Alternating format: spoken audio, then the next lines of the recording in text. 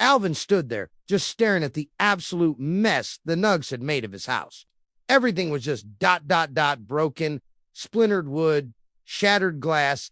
The whole place looked like a war zone. He tried to imagine picking up the pieces, putting it all back together, but what was the point? It would never feel like home again. It would always be the place the Nuggs had torn apart, a constant, painful reminder. He sighed, a deep, tired sound. Forget it. He needed to clear his head, and there was only one way he knew how. He decided to just go get steamed. He slumped onto what was left of his couch, pulling out his phone.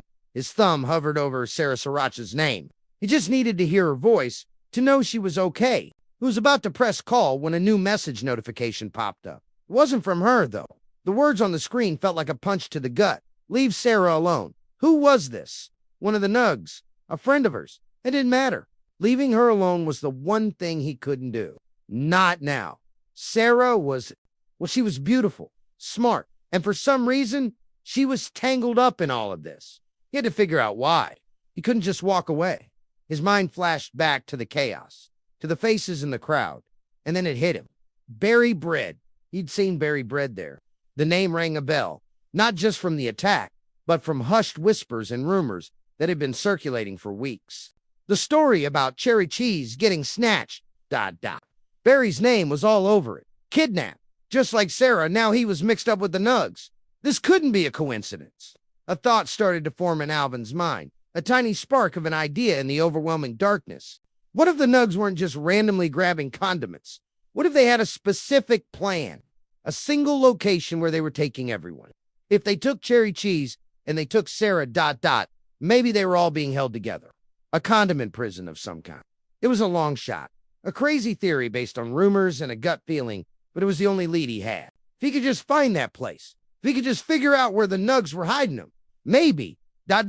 just maybe, he could save them all. He had to. He had to at least try. So, how does a lone asparagus take on a gang like the Nuggs? He needed information. He needed a starting point. Barry Bread was the key. If Barry was involved with Cherry's disappearance and now working with the Nuggs, he had to know where they were. Alvin had to find him. But confronting him head-on was a terrible idea. Barry was a tough loaf, and he'd have the Nuggs backing him up. No, Alvin needed to be smarter. He needed to be sneakier. He decided his first stop would be the Grain District, Barry's usual stomping ground. He'd start by listening, picking up on any whispers or chatter about where Barry or the Nuggs might be operating from. He got up, stepping carefully over the debris. The despair was still there, a heavy weight on his shoulders, but now it was mixed with something else. A flicker of purpose. A dangerous, reckless plan was better than no plan at all. He wasn't just a victim anymore. He was going to find Sarah. He was going to find them all. The Nuggs had started this war, but Alvin was determined to be the one to finish it.